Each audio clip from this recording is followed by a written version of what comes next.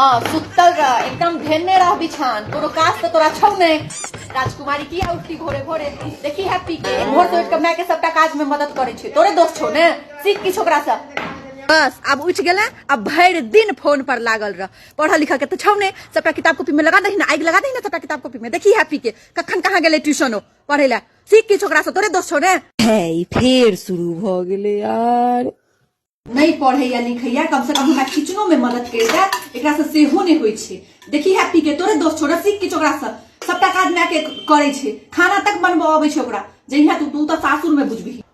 mummy हां की भेलो ओ हैप्पी छले ना हमर दोस्त से भाग गेले जा ककरा संगे लड़का संगे और ककरा संगे केताई बाप रे बा कथी आब नहीं कहबी जे सीख की छ अपन दोस्त सा ये सही बात कर